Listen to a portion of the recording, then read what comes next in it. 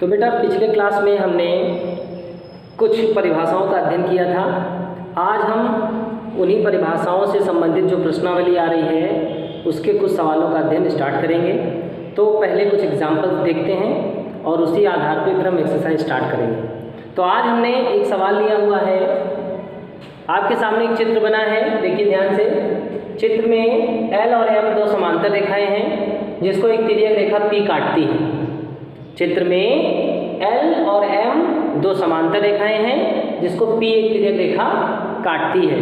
और देखिए कोण बने हुए हैं, हमने बताया था दो रेखाओं के बीच के झुकाव को कोण कहते हैं। तो यहाँ पर कोण कौन कौन से, 1 2 3 4 5 6 7 और 8, ये 8 कोण इसमें दिए गए हैं। अब देखिए सवाल क्या है, समझ लीजिए। लिखा है कोण सवाल में, यदि कोण 1 बराबर 40 अंश हो, यदि कोण 1 बराबर 40 अंश हो तो अन्य कोणों का मान ज्ञात करो।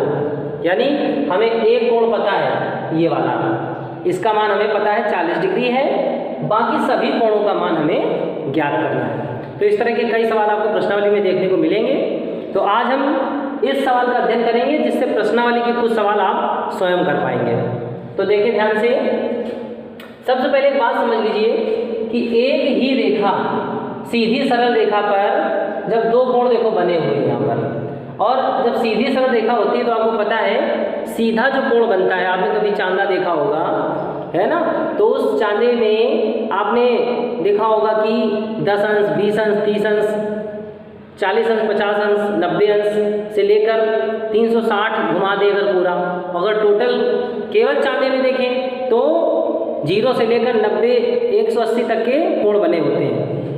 अब 0 से लेकर 180 तक, इसका मतलब क्या हुआ, यानी एक इस तरह से अर्धचंद्राकार आकृति आती है तो उसके नीचे जो लाइन होती है वो कैसी हो जाती है, बिल्कुल सीधी लाइन होती है। अर्थात कहने का मतलब ये हुआ कि यहाँ पर एक सरल कोण बनता है। सीधी लाइन पे कैसा कोण बनता है, सरल कोण। यानी अगर हम एक ही रेखा पर कई कोण का निर्माण करें तो उस सभी कोणों का योग कितना हो जाएगा, 180 अंश। पिछली क्लासों में आपने पढ़ा होगा कि एक ही रेखा पर बने कोणों का योग 180 अंश होता है। तो यहाँ पर जो कोण 1 है और कोण 2 है, उन दोनों का योग कितना हो जाएगा बेटा, 180।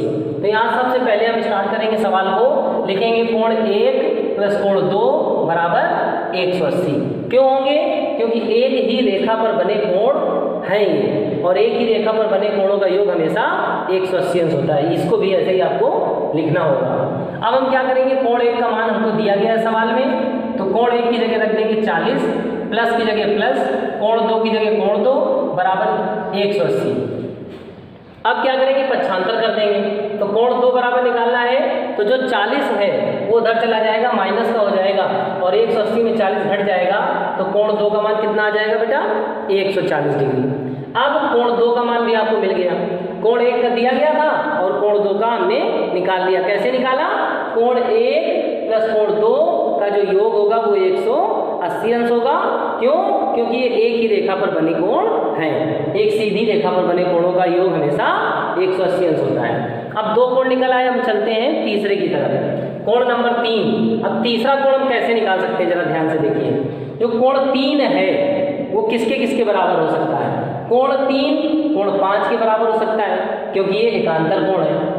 कोण 3 कोण 7 के बराबर हो सकता है क्योंकि ये संगत कोण है। लेकिन ना तो हमें कोण 5 मालूम है और ना ही हमें 7 मालूम है। तो कोण 3 कोण 1 के भी तो बराबर हो सकता है। क्यों हो सकता है, जब दो रेखाएं एक दूसरे को प्रतिच्छेद करती हैं तो जिस जगह प्रतिच्छेद बिंदु होता है उसके आगे पीछे के जो कोण होते हैं उनको हम शीर्षाभिमुख कोण कहते हैं। पिछली क्लास में आपने अध्ययन किया होगा शीर्षाभिमुख कोण, और ये एक दूसरे के समान होते हैं। तो यहाँ पर 3 जो है वो किसके समान हो जाएगा, 1 के समान हो जाएगा।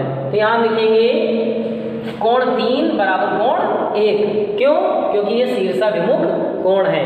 अब कोण 3 की जगह 3 रखेंगे और कोण 1 का मान हमें पहले से पता है तो उसकी जगह 40 रख देंगे। तो कोण 3 बराबर कितना आ गया, 40 अंश आ गया।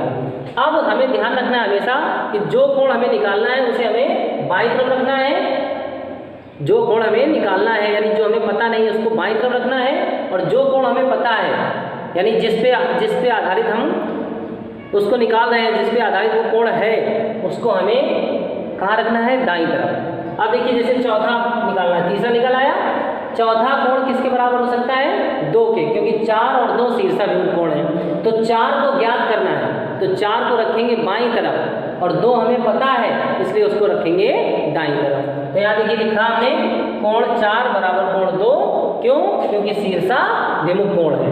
अब कोण 4 की जगह 4 और 2 की जगह 140 डिग्री रख देंगे, क्योंकि कोण 2 हम पहले ही निकाल चुके हैं।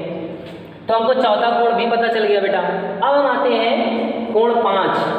अब कोण 5 किसके किसके बराबर हो सकता है, सबसे पहले हम ये देखते हैं। तो कोण 5 3 के भी बराबर हो सकता है, क्योंकि एक आंतर कोण है। कोण 5 1 के भी बराबर हो सकता है, क्योंकि संगत कोण है। और कोण 5 7 के भी बराबर हो सकता है, क्योंकि शीर्षाभिमुख कोण है। लेकिन 7 हमको पता नहीं है, 3 पता है और 1 पता है। तो हम यहाँ लिख देते हैं कोण 5 बराबर कोण 3, क्यों, क्योंकि एक आंतर कोण है। अब कोण 5 की जगह कोण 5 और कोण 3 तो हम पहले ही निकाल चुके हैं, कितना है, 40 डिग्री।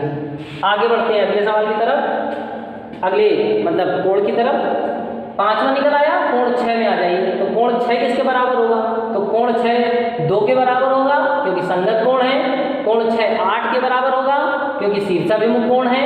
और कोण 6 4 के बराबर होगा, क्योंकि एकांतर कोण है। अब आपको जिससे भी निकालना हो आप इसे निकाल सकते हैं। तो हम यहाँ निकालते हैं कोण 6 बराबर कोण 2, क्योंकि संगत कोण है। अब कोण 6 की जगह कोण 6 रखेंगे, और कोण 2 का मान पहले निकाल चुके हैं 140, उसको रख देंगे। अतः कोण 6 का मान कितना आ गया बेटा, कितना आ गया, 140 अंश। अब कोण 7 निकालना है। तो कोण 7 किसके बराबर हो जाएगा, 5 के। कोण 7 किसके बराबर हो जाएगा, 3 के, है ना बेटा। तो लिखेंगे आप कोण 7 बराबर कोण 3, क्यों, क्योंकि संगत कोण है। अब कोण 7 की जगह 7 रखेंगे, और कोण 3 का मान 40 डिग्री रख देंगे। तो अब 7 का भी मान निकल आया, ये आपका आंसर हो गया।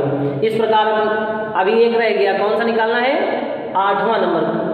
तो अब वो 8वां नंबर आप लोग निकालेंगे, क्योंकि अभी आपको पता है कि कोण जो 8 होगा वो कोण 6 के बराबर होगा। क्यों, क्योंकि शीर्षाभिमुख कोण है। अगर शीर्षाभिमुख से नहीं निकालना चाहते हैं तो कोण 8 4 के बराबर हो जाएगा। क्यों, क्योंकि कोण 8 और 4 संगत कोण है। तो इस तरह से आप किसी भी तरीके से कोण 8 निकाल सकते हैं, जैसे हमने सारे कोणों को ज्ञात किया है। तो इस वीडियो में आप इस एग्जाम्पल को समझें और इस पे आधारित प्रश्नावली के भी सवाल लगाएं, लेकिन सारे सवालों को क्रम से ही लगाना है। हम जैसे जैसे आपको बताते जाएंगे वैसे वैसे आप लगाते जाइएगा। तो अभी हमने आज स्टार्ट किया है, केवल एग्जाम्पल बताया है। अगले वीडियो में हम दूसरा एग्जाम्पल को भी बताएंगे, और हो सकता है हम एक्सरसाइज स्टार्ट कर दें। तो मिलते हैं नेक्स्ट वीडियो में, तब तक के लिए keep reading and keep succeeding.